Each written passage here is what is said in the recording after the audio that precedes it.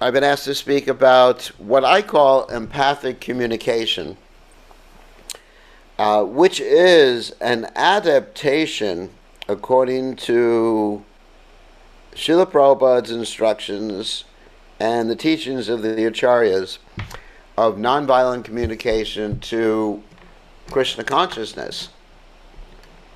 And the reason that I have adapted it to Krishna consciousness, well, first of all, I'm supposed to be a devotee, so that's why I adapted it to Krishna consciousness instead of to some other religion.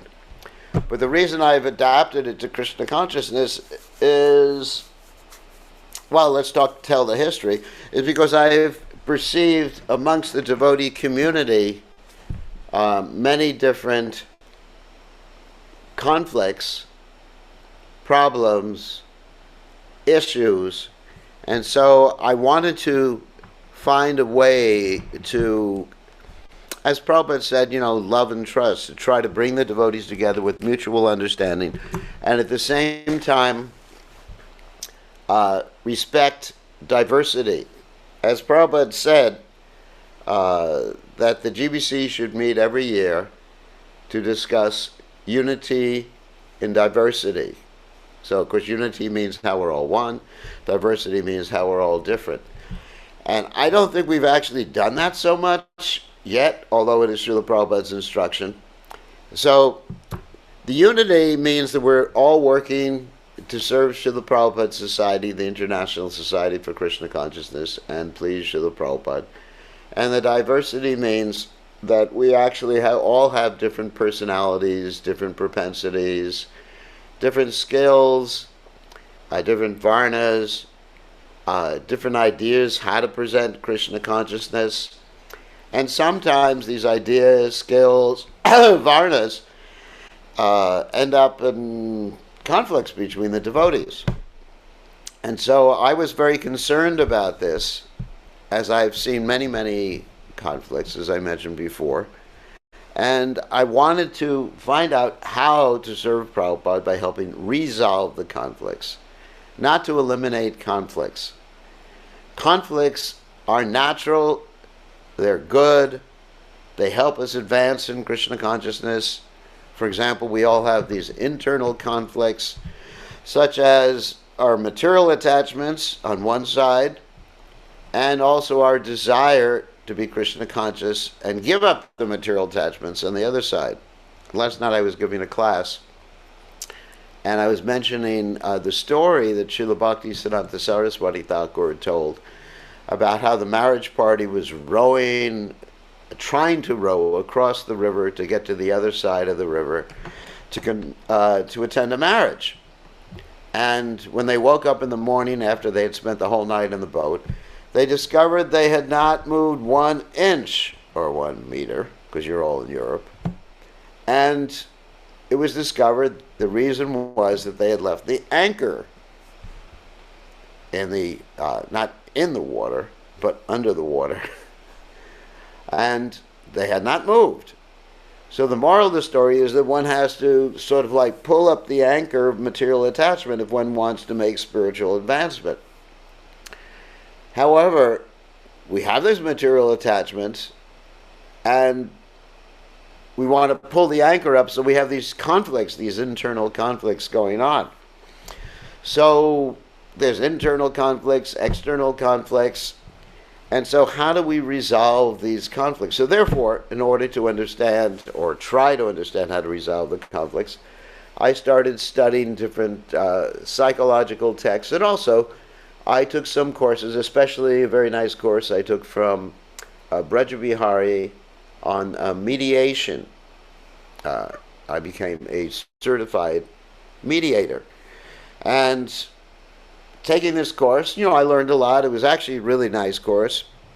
And I was disappointed to a certain extent because I found out through mediation generally, one would only deal with a specific issue, but not resolve the or transform the relationship between the different parties. And I considered it very important to transform the relationship between the different parties, The reason I consider it important is because, as Srila Rupa Goswami states in the Upadeshamrita, that our movement actually goes forward, increases, by loving exchanges. Dadati pratigurnati guyamakyati prichati bhungte bhojate chaiva. And I think you're all aware of that particular verse. Giving prasadam, accepting prasadam, giving gifts, accepting gifts, revealing the mind in confidence, and hearing from others in confidence. So that's how our movement progresses. So until we can transform our relationships, then our movement will not progress that much. So we have to have these loving relationships. So then I started reading other literatures, particularly some of the literatures written by different psychologists like Maslow, and I learned some things from that, and I'll get into that in a second. And then I came across one particular psychologist. His name was Marshall Rosenberg, who was teaching and applying what Maslow taught. Now, I know this all sounds very mundane for all you Pujaris who are very extremely spiritual personalities, but I'll get to a spiritual point in a second. So then I attended some training sessions, in fact, some intensive training sessions with Marshall Rosenberg, who passed away a number of years ago, and learned a lot about the application of need-based psychology to life in general, or to interactions between different individuals, and also conflicts that we experience internally. So I was thinking, how does this apply to Krishna consciousness? So then I was reading one of the books by Bhaktivinoda Thakur called the Chaitanya Shikshamrita. And in this particular book, Srila Bhaktivinoda Thakur talks about basic needs that we all have. Needs like food, water, light, shelter, fun. I know that sounds really amazing to have a sannyasi talk about fun. Or even love. Have a sannyasi talk about love. And I'm not talking about romantic love right now. That's not really the point. So, Bhaktivinoda Thakur was talking about this in stating that it's necessary to meet one's basic needs if one wants to progress on the path of devotional service. And at the same time, I remembered Srila Prabhupada's statements in the 8th canto of the Srimad Bhagavatam in the context of the Gajendra Mokshana story. Now, many of you are familiar with the Gajendra Mokshana. That means Gajendra is the elephant. And the elephant, Gajendra, who was previously King Indradyumna, was fighting a crocodile in the water. And as he was fighting the crocodile in the water, the crocodile was winning. And so, while the crocodile was winning, Gajendra, who previously was King Indradyumna, remembered his previous life in which he was King Indradyumna. And he began to pray to Lord Vishnu. Lord Vishnu appeared, and Lord Vishnu cut off the head of the crocodile and saved Gajendra the elephant.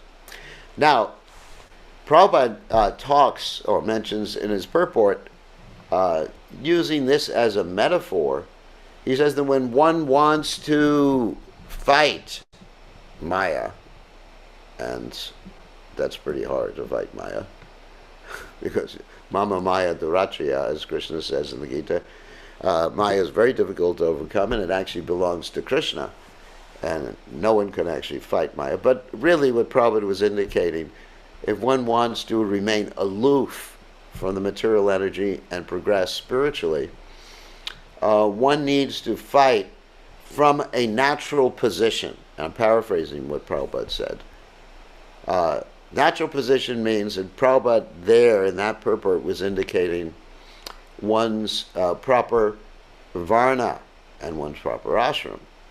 Okay, varna ashram. And in this way, one will be able to progress slowly and surely on the path of devotional service and reach the ultimate goal. Now, this also reminded me about a story that I learned when I was a child. And this is the story of the tortoise and the hare. So those of you who don't know what a tortoise is a turtle, a hare is a rabbit. So the tortoise and the hare, or the rabbit and the turtle, had a race. And when they were racing, the rabbit, which is naturally faster than the tortoise, decided that basically I'm much better than the tortoise, I can win the race. So he decided to take a little nap in the middle of the race, and the tortoise proceeded step by step, slowly and slowly, and reached the goal before the rabbit or the hare reached the goal. And so the tortoise won. So the moral of the story, the reason I'm telling you that story, is that we need to understand our basic needs, which Srila Prabhupada indicated in that purport, which Bhaktivinoda Thakur indicates in the Chaitanya Shikshamrita. We need to understand and make strategies to fulfill our basic needs so that we can progress in devotional service step by step, rather than, as Prabhupada said, big belly, big monkey, Ceylon jumping melancholy. And of course that's in reference to people who want to imitate Hanuman. Hanuman, of course, is the servant of Lord Ram. And Hanuman, he was able to jump to Lanka. Now, if we try to imitate Hanuman, then we will fall flat on our bellies or flat on our face or faces. So, therefore, we have to understand who we are, our limitations, and also what needs we have so that we can continue in Krishna consciousness in a deliberate fashion, step by step. And there's a problem that many of us have, is that we're in denial of basic needs. And this causes, the problem is that it causes some psychological imbalance, emotional imbalance, and maybe ultimately a fall down from devotional service. Because many of us think or feel that we are more advanced than we actually are, and we don't have basic needs, and we're like the 6 Goswamis of Vrindavan. You know, we have these role models. The 6 Goswamis of Vrindavan, we have a role model, His Divine Grace, A.C. Bhaktivedanta Swami Srila Prabhupada, and we think, all right, let me imitate him. Let me be more specific about this. That may mean, you know, eating very little, engaging in harsh austerities. Right now it's Kartik, so devotees have a natural inclination to perform special austerities during Kartik. Of course, I remember the one austerity that devotees tried to do when Prabhupada was present, the men at least. They were growing their beards, and they thought, oh, this is Kartik. And Prabhupada called that actually Chaturmasha. And Prabhupada says Chaturmes, when they look like that with their beards. So, you know, we have this natural inclination. And every one of us would like to think we're very advanced in devotional service. You know, I've realized my spiritual identity. I'm a coward boy, I'm a gopi, or whatever I am. And this is hubris, this is false pride, and also leads to denial of basic needs. And I remember when I first joined the Krishna consciousness movement over 50 years ago, that I thought that I was on a very high level of devotional service and didn't have any basic needs.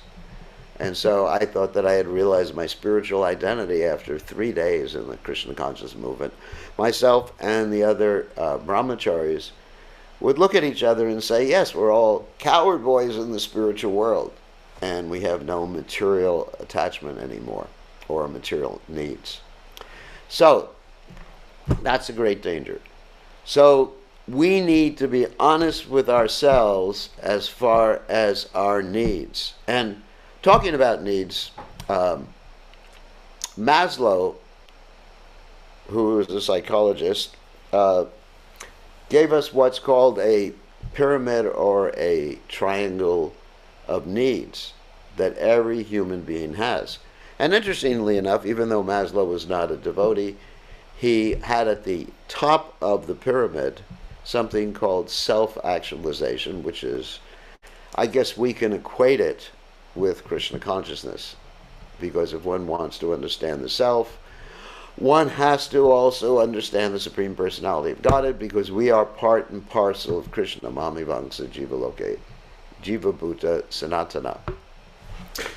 So, let me describe that pyramid for a second. But before I describe the pyramid, I want to read a quote from Maslow that sort of corroborates what I just said.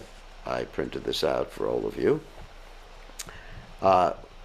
Where he talks about people who think that they're more advanced spiritually than they are and are in denial of their basic needs. And this is really appropriate to many of us in spiritual life. And his comment was not about members of the Krishna conscious movement. His comment was about religions or religious people in general. And religious people in general suffer from certain dynamics or challenges.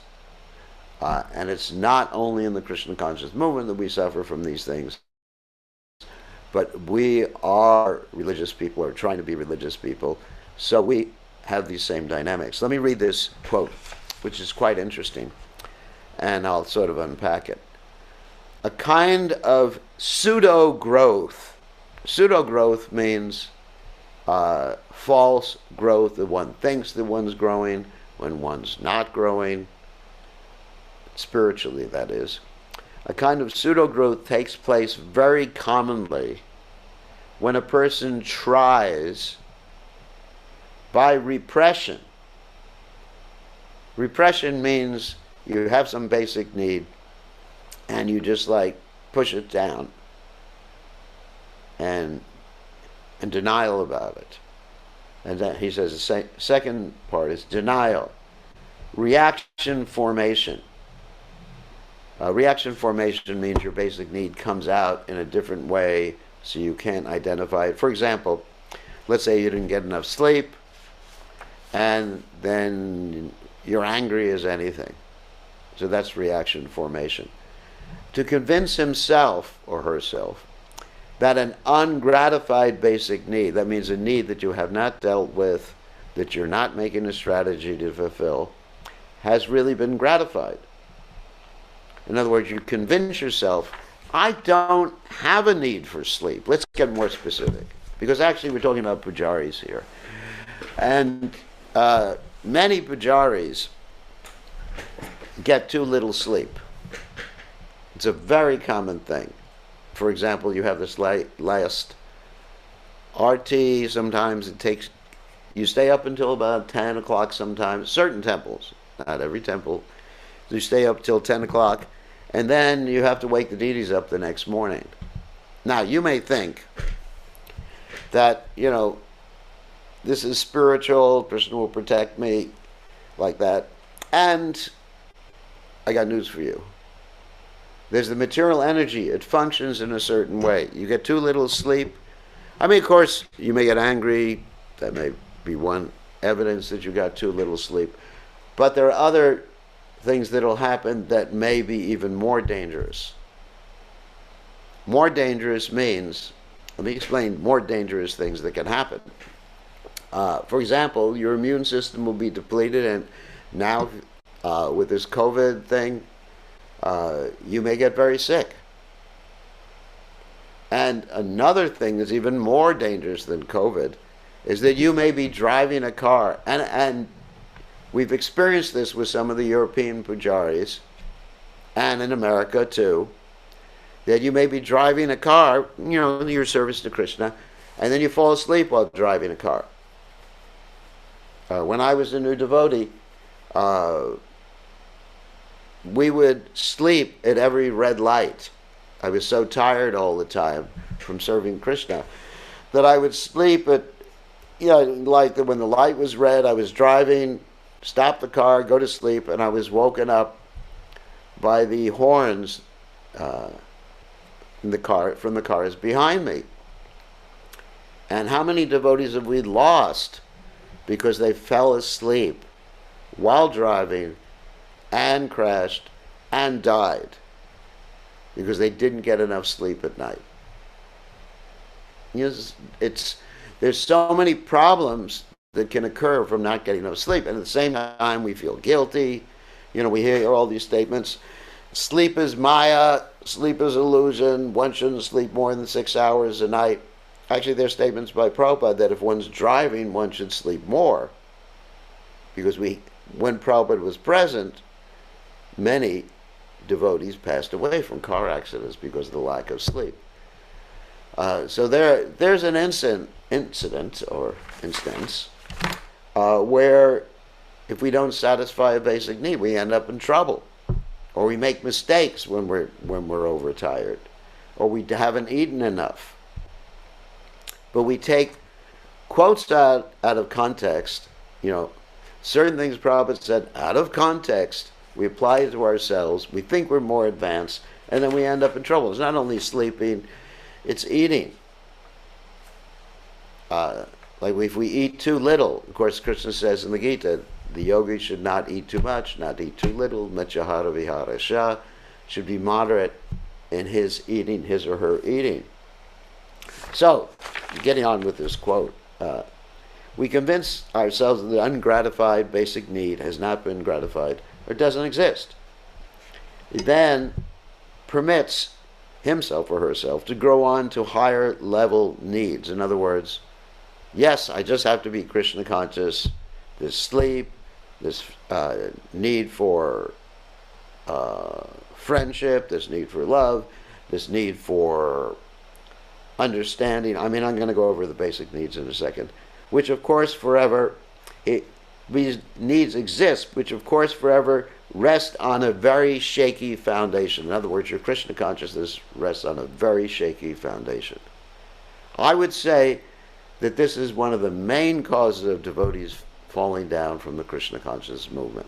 Not being aware of basic needs, thinking themselves more advanced, undergoing austerities which they're not ready to undergo physically, mentally, psychologically ready to undergo. So the end of the quote is, he says, I call this pseudo-growth by bypassing the ungratified need. Such a need, bypassing means just like go around it, not thinking you have it. Such a need perseveres forever. In other words, it doesn't go away. As an unconscious force, that means you're not aware of this force. And sometimes it's expressed as repetition compulsive, which was, that someone becomes compulsive, obsessive compulsive is the same thing. And you've seen this many times. I've seen it many times. Anyway, so this is the quote. So what do we need to do? First of all, internally with ourselves, and then we'll talk about the external world of dealing with other devotees. Internally, we need to become aware and not be embarrassed because we have basic needs. And we all have those needs. That may come as a shock to you. We all have needs, and certain needs are more important than other needs because they haven't been gratified. But we all have basic needs. Getting back to needs, let's talk about them. There's the basic needs like food, obviously, water, shelter, air. Like if you take any of those things away from me, I'm not going to be able to function in Krishna consciousness. Or, if you take my air away, I'm not going to be able to breathe. So you take any of those things away, and, you know, how am I going to be able to speak about Krishna? How am I going to be able to chant Krishna's holy names? So then you get onto some higher needs, and this is not necessarily an order of the needs, but I'm just throwing them out. And I don't have a chart here. I have a chart, but I don't have time to show it. So then you get into higher needs like recreation, or to pronounce it a different way is recreation. In other words, you need a time when you can relax and do something that's just for relaxation. And I'm not talking about some thing that's against Krishna consciousness. I'm talking about relaxation and friendship. These are other needs. And love. And as I mentioned before, it's not a romantic thing that I'm discussing, although you may take that as a strategy for your own self. But we have, like Prabhupada says, society, friendship, and love divinely bestowed by God upon man. So we have a need for loving relationships. And we have a need for autonomy. Autonomy means to make our own decisions, not simply to be like under authority all the time. I mean, I hear this, I mentioned this previously, it's not going to go over too well with all of you, but many times I run into devotees, and one of the first things devotees say to each other, well, many times I run into devotees, that means all day long I'm running to devotees. Devotees say to each other is, who is your authority? Now that really, I guess because of my need for independence, my need for independent thinking, Prabhupada said Krishna consciousness is meant for independent thinking, you know, it sort of irks me. I mean, of course we cooperate. You know, Prabhupada said love and cooperation, but it's not slavery. There's independent thinking. Prabhupada wanted independent thinking. Prabhupada said blind following and absurd inquiries are condemned. This is Bhagavad Gita, one of the purports. So Prabhupada wanted independent thinking. Krishna wants independent thinking. Let's relate to the Bhagavad Gita. Krishna presents the philosophy of Krishna consciousness, obviously, and everything in the Bhagavad Gita. And at the end of the Bhagavad Gita, or the discussion between Krishna and Arjuna, Krishna says to Arjuna, you choose. You choose whether you want to fight or not fight. Krishna's not forcing Arjuna. You know, he's the guru, so to speak, of Arjuna, but there's no question of force. He's not saying, Arjuna, you fight or you're going to hell. I mean, we hear this in many religions. You join a religion because you're afraid of going to hell, or you want to go to heaven, is one of the two things. So, no, he doesn't say that. He says, now that you've heard this whole philosophy, you choose. And of course, Arjuna makes the right choice, and he chooses what? To fight and to please the Supreme. But Arjuna could have chosen not to fight. That free will is there. The living entity chose to come to the material world.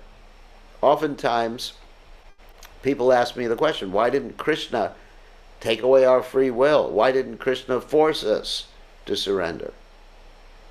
Well, practically speaking, if we didn't have free will, we wouldn't be part and parcel of Krishna. We wouldn't be living entities. We'd simply be machines, like my computer that I'm using here. It definitely doesn't have free will, although sometimes it seems to have free will. So therefore, that's our nature, to have some autonomy. Let's relate this, which I just did yesterday in a previous discussion, to children. For those of you who have children or have seen children, you know that when children reach the ripe old age of 2 years old, they embark upon a stage known as the terrible twos. So, what I'm saying is not terrible twos, it's nice twos, because the child is exhibiting its well, his or her need for independence, making their own choices in life. Like if you treat people or treat children in such a way that you don't give them that independence, you make all the choices for them, then what happens is that someone becomes incapable of making their own choices later on. That's a common dynamic that occurs not only in religious institutions, but also occurs in the military or any total organizations where there's authority who just like controls someone 24/7, whether it's a mother or a temple president or whatever, who controls someone 24/7, and then later on, after a few years, they become incapable of functioning, and their moral compass becomes dysfunctional. They can't make choices between right and wrong anymore because they've had that faculty taken away from them. So getting back to the need. So we have a need for autonomy, to make our own decisions, to be, just like if you're Pujaris, you have a need to be able to express yourself with limitations on the altar. I mean, obviously, you don't want to, which has happened before, you don't want to dress Radha and Krishna like Mr. and Mrs. Santa Claus, which has happened in certain places. I mean, there's limitations, but there's artistic freedom. And if the head pujari becomes too heavy and takes away that artistic freedom, within certain limitations, obviously, then at that point, the person becomes either discouraged or loses their sense of individuality. And it's a very important point.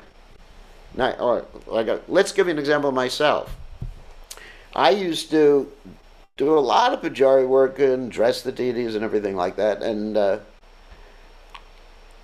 I dressed in such a fashion that the head pujari did not appreciate.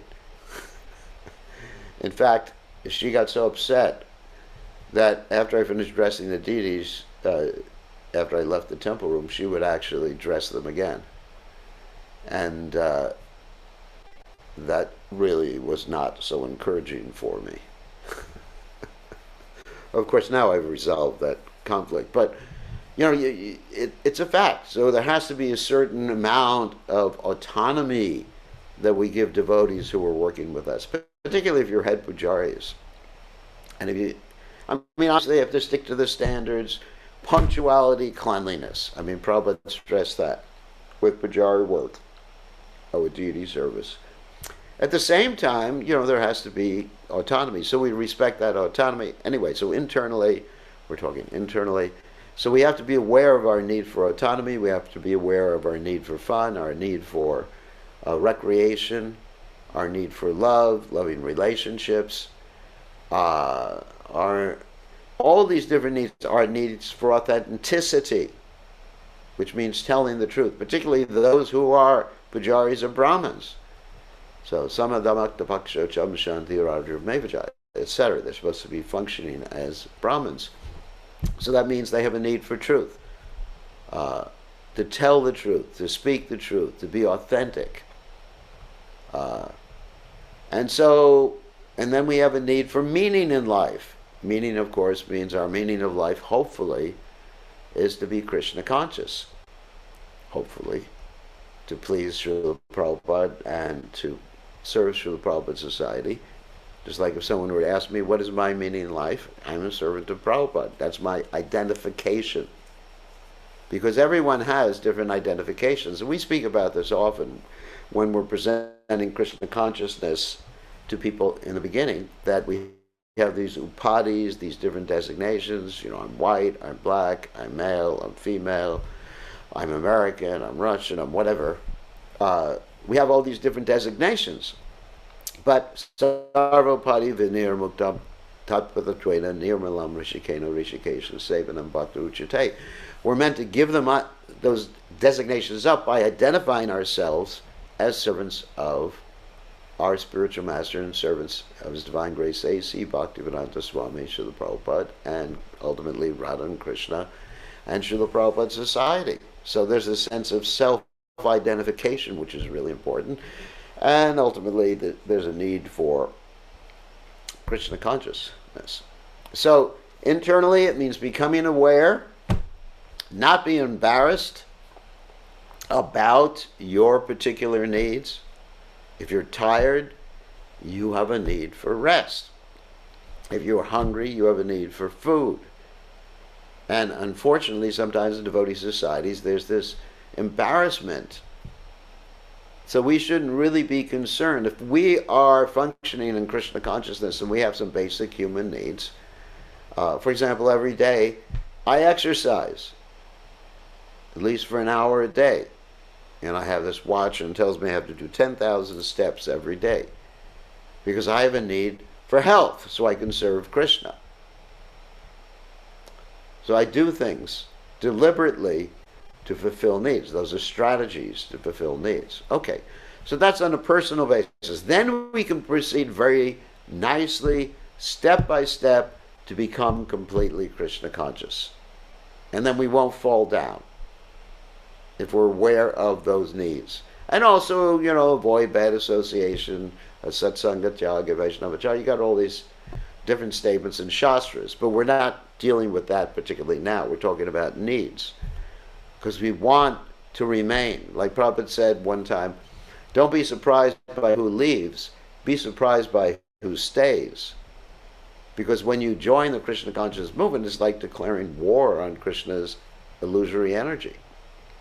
And so you have to understand the practical process given to us by Bhaktivinoda Thakur and others, how to deal with this illusory energy. And we do have these needs. All right. So then we'll talk about interpersonal stuff. That means dealing with others. Other people have needs too. And everyone, including us, at all times is functioning to fulfill different needs. Like I mentioned, right now I'm functioning to fulfill my need to serve Srila Prabhupada's institutions. And Nrsimha Kavacha asked me, to speak to the Pujaris. And, he's my old friend. And I also have a need for friendship, so he likes me. And so I'm acting to fulfill, and basically the need to serve Prabhupada's movement, because I'm a servant. That's how I identify myself. Okay. So everyone at all times is acting to fulfill a need. Not only every human being, but every living entity. That is, animals, plants, everything. Like you see, plants, if you've ever observed a plant, it actually, or a flower or whatever, and it turns itself around to meet the sun. So it needs the sunshine. We also need sunshine. So you shouldn't be inside all day long, or else you're going to suffer from what's called SAD, seasonal affective depression. So everyone should get sunshine. So the plant is functioning to fulfill certain needs. The animals, whether it's a tiger or bear or whatever animals you have there, or boar, is functioning to fulfill needs, what need for food. So human beings are like that too. So when we're dealing with other people, which is quite often,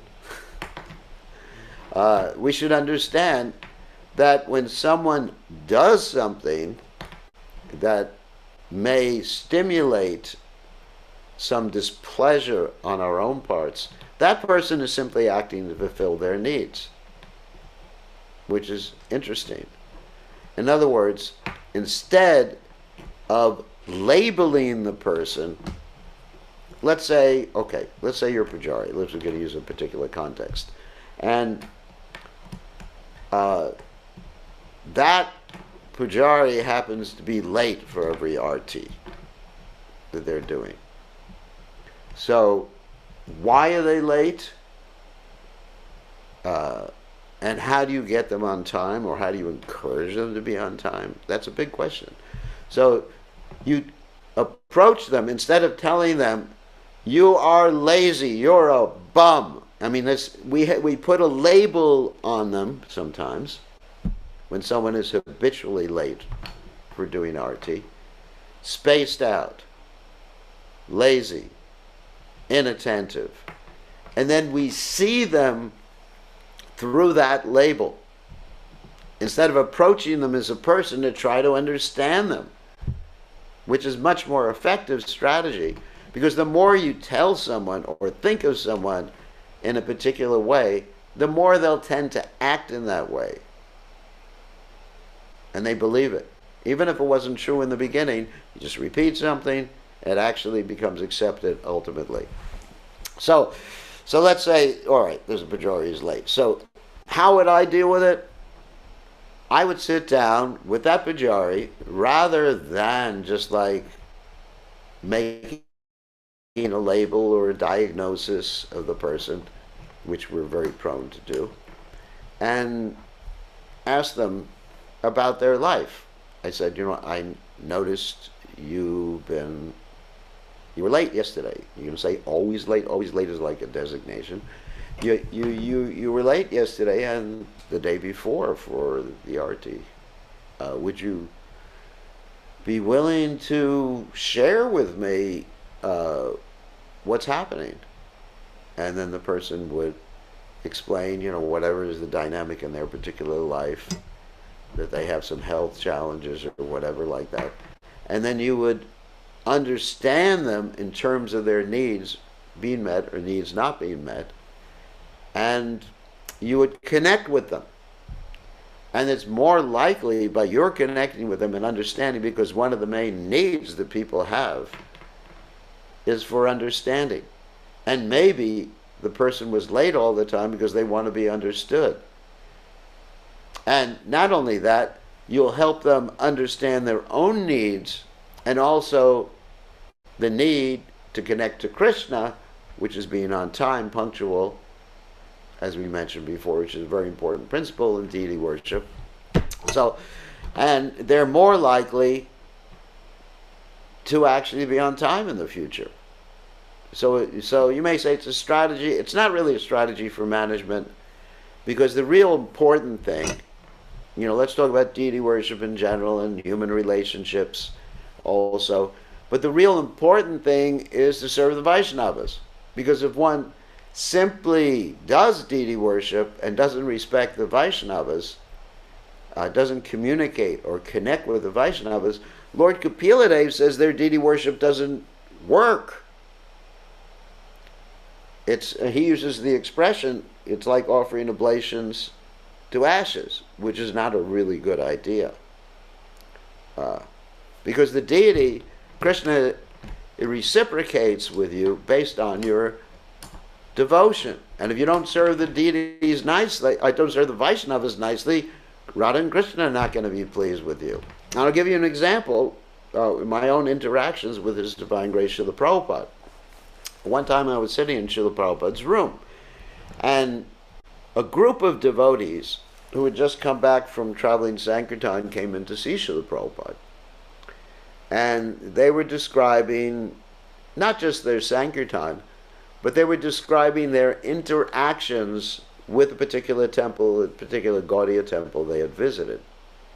So they said, we went to this particular Gaudiya temple, and we saw the deities in the temple, but the devotees didn't treat us very nicely. They didn't give us prasadam or whatever. They treated us very badly. And then Prabhupada, but they said, you know, but the deities were very beautiful. And Prabhupada said, there is no deity. And that was shocking to me, to hear Prabhupada say that. There is no deity. And then the devotees thought they were going to correct Srila Prabhupada. They said to Srila Prabhupada, but Prabhupada, we saw the deities. And Prabhupada said, you heard what I'm saying. In a very strong voice, Prabhupada said, you heard what I'm saying. There is no deity. And so I was thinking, oh my God, what is Prabhupada indicating here? You know, Prabhupada extremely strong in that particular case. And then Prabhupada told this story, which I'm sure you've all heard before. Prabhupada spoke a little Bengali, and he said, that is the statement, they're using the Shalagram Shila to crack nuts with. Now, don't picture that in your mind. That's a horrendous thought, that someone is using a Shalagram Shila to crack nuts with. I was right there in Prabhupada's room, so I was witness to that particular occasion. And my understanding was that Prabhupada was indicating that Krishna is there and Krishna is accepting the devotee's reciprocation because Krishna is pleased. In the Bhagavad Gita we find that one offers a little fruit, water, etc. to Krishna with love and devotion. Not just you offer to Krishna like that. No, you have to have love and devotion. Without love and devotion, there's no offering. Krishna will reject, a Radharani will reject the offering that's made to Krishna. So what pleases Krishna practically more than anything else, as stated in the Adi Purana, that Krishna says, one who says he is my devotee is not my devotee, but one who says he is a devotee of my devotee is my devotee. So what pleases the deity, what pleases Krishna, is the pleasing relationships we have with the devotees. And also all living entities. Prabhupada was loving towards all living entities. There's that story Shrutakirti tells, how Prabhupada was concerned about a bug that was on his flower garland. He wanted the bug put outside so the bug could actually have something to eat. So anyway, so that's really the point, that it's important in our deity worship that we have loving relationships with the devotees. And loving relationships means we connect with them. We don't label them. We don't demand things from them, but we understand devotional service is voluntary. And someone has needs. Pujaris have needs. That's really important to understand. I mean, of course, we have a strict schedule with the deities, but we have to be aware of our needs and work with both things simultaneously. And that's how we should deal with each other. And when we can deal with each other, then we can have these loving relationships that will be very pleasing to the deities and very pleasing to Krishna. So, actually in this talk, I've given a brief overview of what empathic communication is, need-based. Everybody functions based on needs. And the reason we have certain feelings are because of needs that are met or needs that are not met. As simple as that. And then we need to deal with our own needs first before we can be compassionate and empathic with others. And we should be willing to sit down and understand others' needs and facilitate, not tell them what to do, facilitate them in developing strategies to fulfill their needs. I mean, there's a lot more information on empathic communication. If anyone's interested, I published a book on empathic communication, which is available on Amazon in Europe, Amazon in the United States, and actually all over the world. And I can give the people information, give you all information about it later on. But that's the very essence. Need-based, based upon Bhaktivinoda Thakur's teachings, Srila Prabhupada's statements, the teachings of different psychologists, and I've applied in my own life, and I'm very happy in Krishna consciousness, and you will also be happy if you can do that and focus on your ultimate goal of going back to home, back to Godhead. So, does anyone have any questions? I want to leave time open for questions. Nishinga Kavacha, anybody have any questions? Merlin Manohar put his hand up. Okay. So, yes. Thank you, Maharaj, for a really wonderful presentation. It was very interesting to hear, very deep, so thank you very much. One question. Often we see Pujaris, the amount of they have, or the situation that they are in, they are forced not to be able to take care of the needs, and it can, like, one doing so much service for years, but they don't have much choice. Address that where devotees are kind of don't have time because of the service, the pressure of service. How should they approach that? Or that's a very difficult situation, and what happens in many cases, the Pujari ultimately is not able to continue after a few years in such a situation. Either they have a health breakdown or a psychological breakdown or a spiritual breakdown. Because one need I left out when my discussion of needs is actually regularly reading Srila Prabhupada's books and hearing Krishna Katha. And I've seen that sometimes the Pujaris are so much engaged in deity worship that they don't do that regular aspect of sadhana. I mean, sure, they chant their rounds, but the regular aspect of sadhana, of hearing from Prabhupada and connecting and remembering what our goal is. Why are we doing what we're doing? I actually wanted to talk about this, and I'll get on to answering your question in a second. That oftentimes in our activities, not only Pujari work, but whatever we're doing, whether it's cooking or anything that's repetitive, we tend to forget the reason why we're doing it. And this, of course, is described by Rupa Goswami as what? Niyam agraha. Niyam agraha means doing your activity, but just doing it on automatic pilot. Automatic pilot means like a pilot flies a plane, and when he's flying the plane, he just turns on this machine so he doesn't have to be aware of what he's doing. So I'm sure that many of you Pujaris have experienced that when you keep doing the same thing every day, your mind tends to go elsewhere and not remember why you're doing the arti.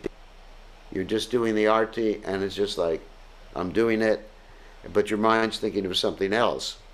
So this is detrimental to devotional service, and anyway, it's very displeasing to Krishna. So the question is, you have all these things that have to be done every day. So there's several different things that you can do in response to that. One is you just beg for help. And sometimes there's no help. Sometimes there's been so many devotees, so many deities installed in your temple.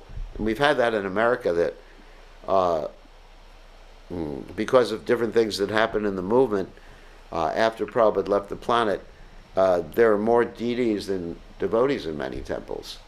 And then the Pujari is just like really having to run around, do this and that. So therefore, that becomes the responsibility of the temple president, and then the GBC has to make sure. So the Pujari is not alone. They have to go to the, whoever is supervising their activities or responsible for their activities, and ultimately the GBC is responsible for what's happening. That's what GBC or regional secretary, and something has to be done. Or you may have to go to Nrsimha, the deity worship minister, or the local deity worship minister, and find out a way that, and we don't like to do this, but sometimes Pujari service, it has to be reduced. Sometimes to save the life of the Pujari. I mean, I don't like to do that. I've never done that myself, never had to reduce the deity worship. Here we have beautiful Radha Krishna deities here that have been worshipped, and we're very punctual. I always insist on punctuality and cleanliness and nice bhoga offerings and flowers and everything like that. But sometimes, if it's an extreme case, because you won't have a Pujari after some time, then you're going to end up trying to have uninitiated or first initiated devotees doing things, which is really you don't want to do. So sometimes reduction has to be there, as long as cleanliness and punctuality. Taking advice of Nrsimha Gavacha and the deity worship minister, but at a certain point you have to be vulnerable enough to just explain, I can't go on like this. I just can't go on. Just like, we don't want to lose more devotees because of burnout. And so one has to have a balanced life, and you just, basically, and if, let's say if your temple president says you have to do it, that's not the right response. You don't have to. You're choosing to do things. And I'm not saying you say, no, I'm not going to do it, but you just, at a certain point, you have to be really honest. It's not working, and I can't continue, and you have to stay. I know Nishrin Kavacha is not going to like me for this, but you have to stand your ground and say, I can only do this amount of service. I mean, and I allow that for devotees here. If someone says, you know, they're exhausted, something happens, okay, take a week off. Or like I said, I've never had to reduce service, but you got it. You just have to tell, you know, your so-called authority or whatever they are, that I'm not going to do it. I can't continue. You know, you're only human. You're only human. I mean, Krishna is the Supreme Personality of Godhead, but you're only human. I'm only human. I can only function anyway in certain ways. I mean, I tell people that I say no all the time to people.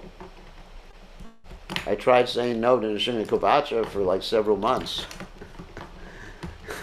for doing the seminar. It just didn't work. But ultimately, if I want to say no, I'll say no. And I don't really, ultimately, I do care what people think, but ultimately, I have to take care of myself too. So, I mean, I hope I gave you some advice in this regard. But sometimes it's required to reduce. Sometimes. Thank you much. Wonderful. Yeah, sometimes it's required to tell the temple president something. Okay. Yeah, it's interesting you say that, Maharaj, because there are some Pujaris on the call who have shared that kind of information with me, and I'm the first one to support them, because what's the use of maintaining a standard if you lose the Pujari? Yeah. If you can actually nurture the Pujaris, then there's the hope in the future you can actually return the standard to what it was. But if you lose the Pujari, they're gone. They're gone, and you probably never get the standard back to what it was before. So, the most important is our people. We have to look after them, and that's why we do the sanghas, is to look after people and to nurture them in their service. That's good. And then you'll never make any new devotees, because you tell people join the Krishna conscious movement and become happy, and then they walk into the temple and they see the Pujari who looks like he hasn't slept for the last 3 years. And he looks like a Halloween costume. I don't know if you know what Halloween is. Anyway, so do you have Halloween in Europe? No, probably not. Anyway, yes, we do much. We do. Yeah. You do. All right. So I mean, so you know, people come. They want to see everybody happy. You know, join the movement and become hippies to happies. Prabhupada told us, not hippies to miseries. So. Yeah, thank you very much. Thank you very much, Sri Kabacha, for supporting the Pujaris in this way, because it's always been a very big concern of mine, especially making sure Pujaris get enough sleep at night. That's one of the main things. Okay. Any other questions for Maharaj? Yeah, Shama Priya Mataji. Hare Krishna Maharaj, thank you very much for your time and presentation. I have one question within my heart which I would like to clear, that if someone is serving Krishna or thinking that they are serving Krishna sincerely, or is it a false pride, or that I'm advanced, are there any parameters to understand, to self-check that I'm going on the wrong path, or how to understand that? It's one of my questions, if you could please. Okay. I think the best way is to understand that we do have basic needs and not be embarrassed about them, be what we call vulnerable enough to admit to ourselves and admit to others that we have these basic needs. And yes, it is false pride to think that one is more advanced than they actually are. I mean, if one is actually advanced in devotional service, one will not think that they're advanced. You know, that's one of the symptoms. Like you have Bhaktivinoda Thakur pray that, "Oh Gopinath, I'm a materialistic rascal. Mama Nivedana Shuno." So we should think like that, you know, that have all these material needs. I'm not on a very high level of devotional service. And there's nothing wrong with that. I mean, there's nothing wrong with admitting that you're subject to Maya sometimes. I mean, it's really refreshing to be able to do that. I mean, for example, let me give you one example of myself being in Maya. And I don't care, I can talk about it. Because I'm not... All right, so once upon a time, several weeks ago, a devotee let me drive their car that was a fast car.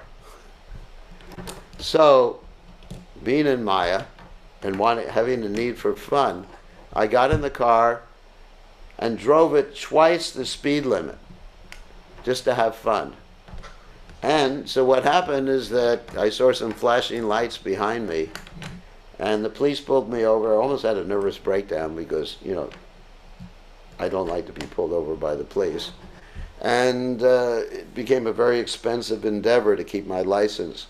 I had to hire lawyers and everything like that. So anyway, so I was doing something to fulfill my needs. Basically, I had a material need for fun, which I was trying to fulfill by speeding in the car, which was not a good strategy at that particular point. So, you know, we can admit it. I mean, if I have some material needs, I'll admit it. I like tasty prasadam. Prabhupada admitted it. Prabhupada said when they tried to feed him just boiled food, he said, let the starvation committee go to hell. He said, you know, it's better to eat tasty prasadam. So why don't you just be honest about it? I mean, we try to portray ourselves, particularly if you get in a position like mine, you know, where you're sannyasi and a guru, then there's an inclination to portray yourself as being more advanced than you actually are. And I've given up on that. I just want to be honest, you know, whoever I am. You know, I'm Prabhupada's servant, I'm serving Prabhupada's movement. My life is dedicated to Prabhupada's movement. But, you know, I do have a need for fun, I have a need for recreation, I have a need for so many things. And I make strategies to fulfill these needs, and my life is very balanced.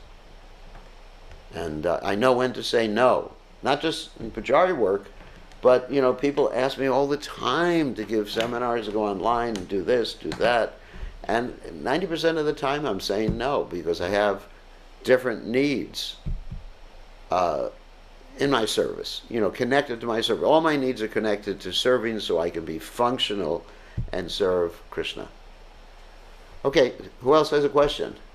Vani Madhava's got a hand raised as well. Okay.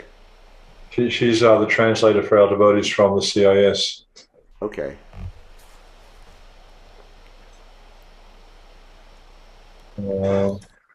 Yes, I can hear you because I'm on the English channel.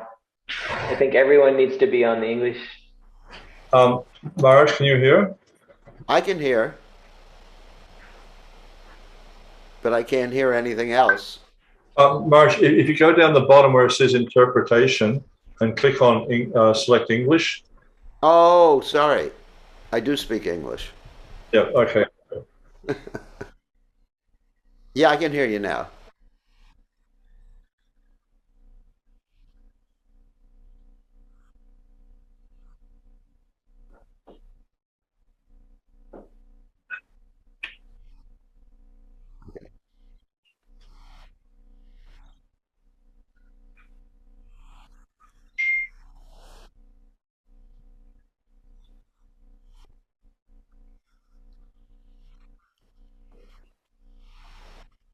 Okay, that's a very good question. Desires are strategies, or strategies, planned strategies or actual strategies to fulfill certain needs. So the desires are unlimited. As we know from the Bhagavad Gita, Avitam Gyanamantena Gyanino Nityavarana Kamarupena Kontya Dushparena Lena Cha. That it's, you know, the more you want, the more you do want. The more you get, the more you want. So when we have a desire for something, we have to using empathic communication, and I'm just trying to explain very, very quickly, we connected with the need. In other words, okay, here's the strategy. So let's say I have a desire for pizza. My mind, I don't right now, but anyway, let's say if I had a desire for pizza, the desire comes out. So, okay. So then I think, why do I have this desire for pizza? The why question is very important throughout our lives. As I mentioned, while you're doing the Pujari work, you should be thinking, why am I doing what I'm doing? When you're chanting, Sankalpa, why am I doing what I'm doing? Why am I chanting? Why have I decided to chant? If you don't ask why, it's Nimagraha. So let's say my desire for pizza. And I think, why? Well, I need tasty food. That's a need. So using the word why, we can drill down. And it may be several levels of drilling down. I may say, I want pizza. Why? Because I like pizza. Why? Because pizza has cheese. Why? And several whys before you actually get to the point is, I need some tasty food. So that's one thing. So it's a desire. Okay. So, but maybe that desire isn't so useful because it may not be good for my health. So then I think in terms. Now this requires a lot of practice, and that's why we have our practice groups. One of the devotees who's on with us is actually a fantastic teacher. I don't know if Radhika is still there. Hopefully she's still I'm there. here, Maharaj, but with your blessings, I can be a fantastic teacher. All right, so she's been working with me for a number of years, and we've done extensive training. And so she runs these practice groups where we practice being empathic with each other and with ourselves, and it's really wonderful. So she has many of these different practice groups. Anyone's interested in contacting her, I'm sure she'll be happy, or I'm not sure. Yes, Maharaj. So you see it. She has this picture of herself having fun. Anyway, so she's a very nice disciple of Romapad Maharaj, who actually has been attending my seminars for a number of years, and she's quite expert. So anyway, in a nutshell, what I would do is say, yes, I have a need for tasty food, but at the same time, my need to be healthy, and I'm not speaking against pizza here, please don't get me wrong. If there's any Italians online, I'm sure they'll hate me for this. But I have a need to be healthy. So eating pizza is not really going to be so good for my health. Just using a hypothetical example, it's nothing against pizza. Just have to clarify that. It's not going to be good for my health. So let me pick a strategy that is actually not conflicting with other needs.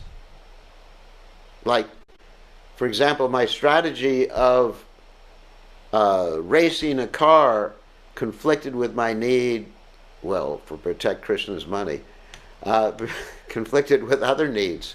So it's really a holistic thing. We think of what I do is I think of all my needs and connect everything to the ultimate need of Krishna consciousness, but it takes some practice, but you arrive at a very well balanced life.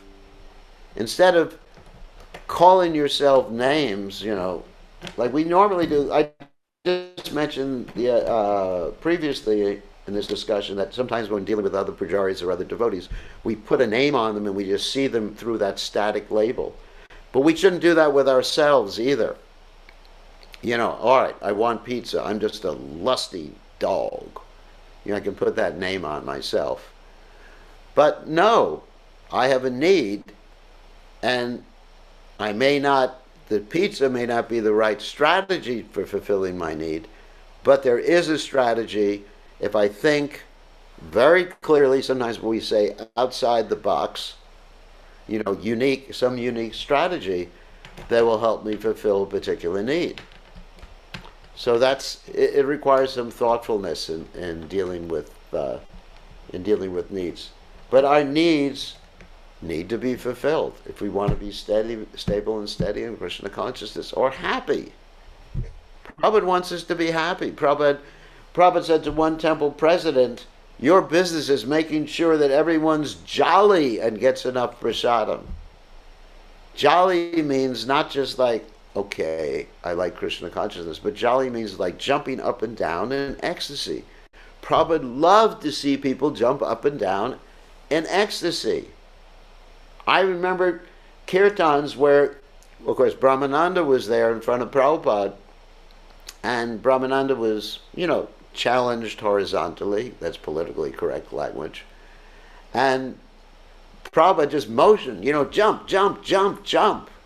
And then he started jumping. Of course, when he started jumping, everybody jumped. But and the floor of the room started bouncing too.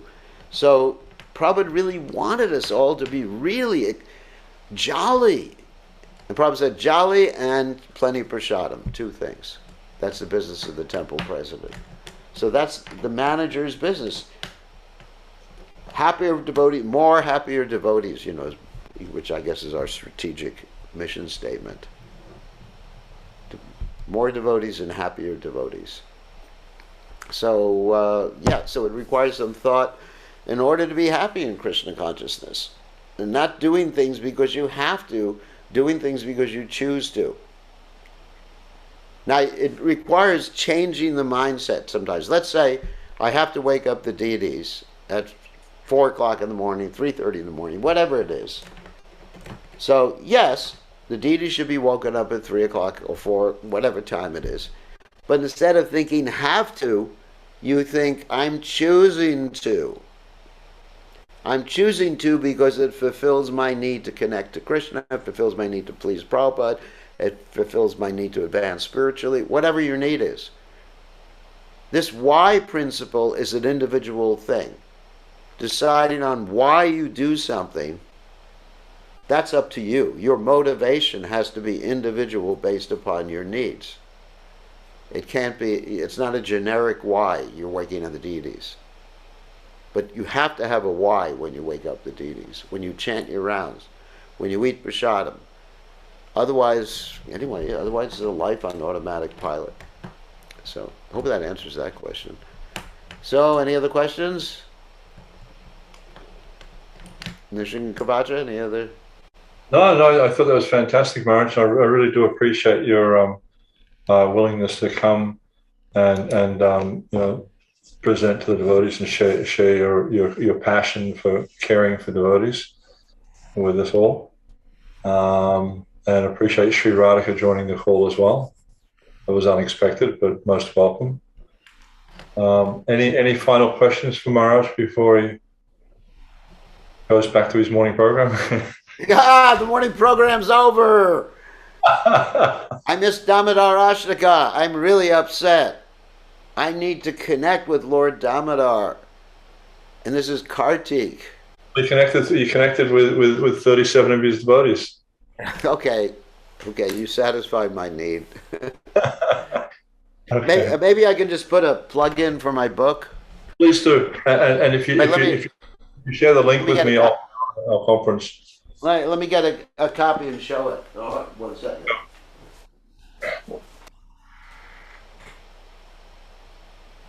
Thank you for Prabhu for allowing me to join. Harry Paul. Oh, my pleasure. Is that you at the front of the boat? Yes. So here is my book. This is translated in Russian, Spanish, German, maybe some other language. What? Is it translated into Australian?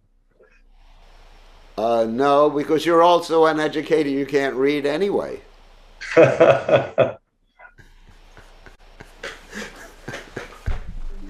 So anyway, it's in German, Spanish, Russian, etc. as e-books. Only in English, it's in a printed volume, and it's available on Amazon.com. It's not a profit item. I just want to distribute it. Anyone who wants the ebook, I could send to them for free. I'm not charging, in different languages. Okay. Well, what I can do is on our WhatsApp group, I'll ask anyone who wants it, and then I'll communicate with you, and you can share that with us. That'd be great. Yeah, or maybe it's better if I share it with you, and then you could share it with people on your WhatsApp group. So all those different languages, German too. Actually, German too. Yeah, we've got a few German devotees on the call as well. Fantastic. Okay. Thank you very much. All right. Thank you very much. Sorry. All glories to Lord Damodar, who I didn't get a chance to worship today. Serving all these devotees. Contribution. Thank you, Marge. Appreciate it. All right. You got to invite me over for Prasadam next time I'm in Australia now. The government lets you in. All right. All glories to Srila Prabhupada. Thank you very much for letting me serve.